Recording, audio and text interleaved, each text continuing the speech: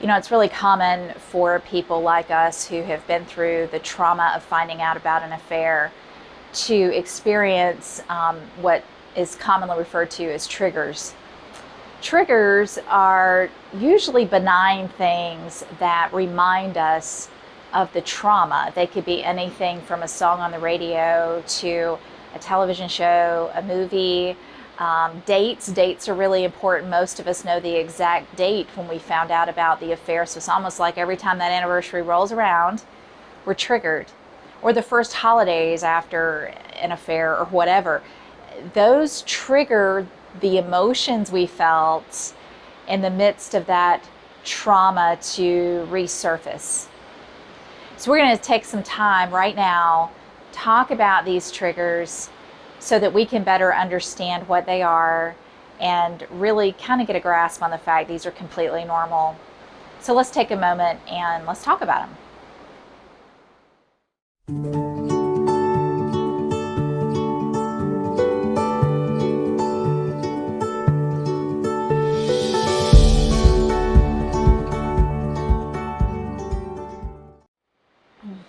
So I'm standing here on the balcony of a condo unit that my husband and I have frequented over a number of years in our marriage. And interestingly enough, the last time we were here was 9 years ago. We were in this actual very same unit at this resort because it's a timeshare unit.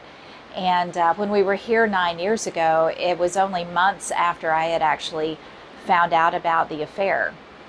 At the time, when we were here, this beautiful beach resort, I was under the impression my husband was no longer in contact with her. It was here, right here in this condo unit, where I got a hold of his phone and realized he was very much still in contact with her. I was re-traumatized in that moment. Every emotion I felt when he admitted to the affair months prior came flooding back to me here in this unit. It's strange, I actually remember the furniture in this unit. It's different now, they've changed the furniture out. I remember how the layout of the living area space was because that's where I was sitting when my husband noticed I had his phone. I remember the look on his face. I even remember what I was wearing. It's trauma. It makes an impression. So here I am 9 years later, and I go walking into this gorgeous resort and my heart starts racing. I walk into the lobby and I see they have fish tanks. Trigger. I walk through the lobby area and I get into the elevator, and I remembered very clearly the elevators had these little TVs in them. Trigger. We get up to the 3rd floor and we walk down the hallway to our room. Trigger. By the time I actually got to the room, my heart was racing.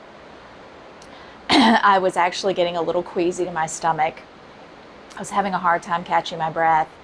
And I had to be really honest with my husband about everything happening in that moment, because I actually had no idea how long that was going to last. How long am I going to feel like this? I should be enjoying this. This is a vacation. This is a happy time. So we got in the room and we had a conversation about it, and I'm a few days out filming this from when we arrived, and I feel much better. But it's bizarre. 9 years, and I was still feeling the effects of that trauma. You see, that's what triggers are. What triggers do is it's reminding you of an ingrained memory of a trauma. You may not realize that you've been traumatized. Maybe you haven't heard that word put to what you've been through.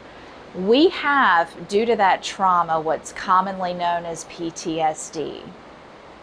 And what PTSD is, it's a syndrome. It's basically how your body is responding to a trauma.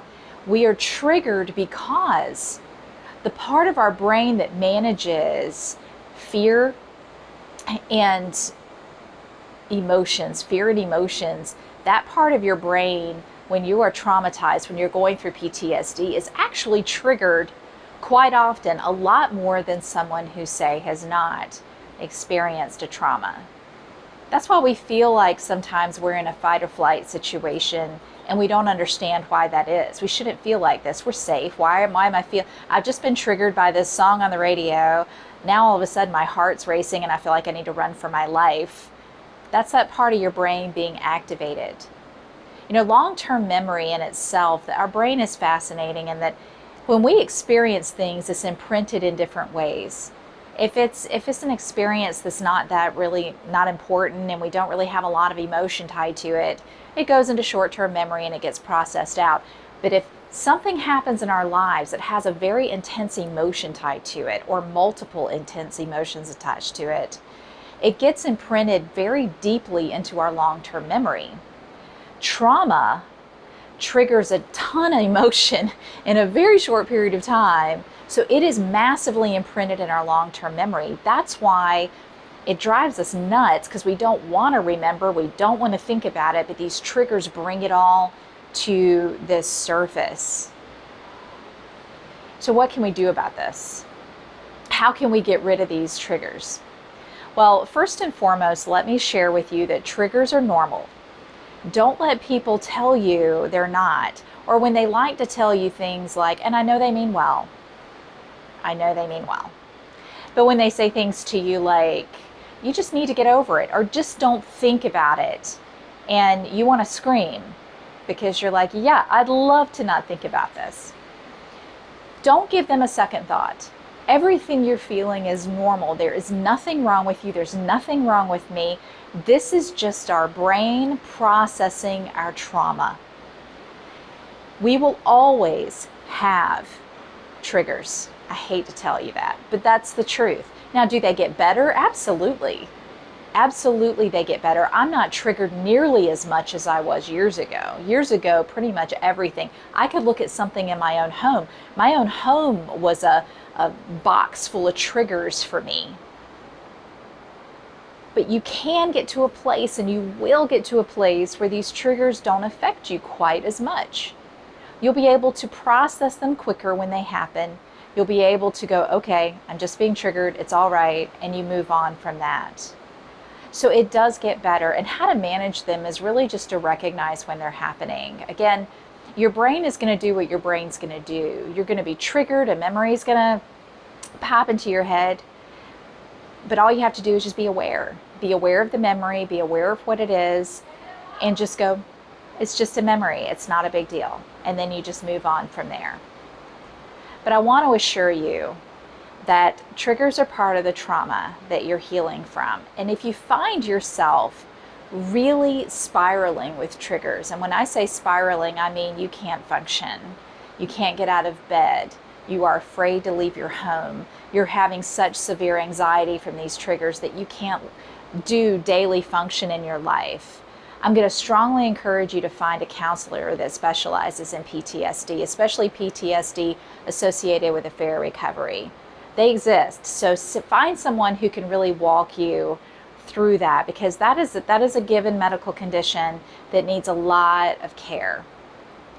I hope this has been helpful to you today. I know for myself, when I was able to put a name to triggers and PTSD and trauma, when I was able to name it, I was better able to process it and work through it. So I hope this has been helpful for you. And if you did find this helpful, I invite you to join my Facebook group. The link is below. I really would love an opportunity to get to know you and what you're going through, so I can be a better support system for you. And I also invite you to take a look at the free guide I have linked below as well. It's a guide that's just got some great tips in there to help you through this time on your affair recovery journey. And also, if you're interested in seeing how you can work with me directly on moving forward in your recovery journey, I have a link below that you can have a free phone call with me just to kind of see if there's a way I can help. I am a coach, and I want to have an opportunity to be your guide through this process, because I myself have been there and I completely understand everything you're going through. So until we meet again, take care and good luck with everything you're going through.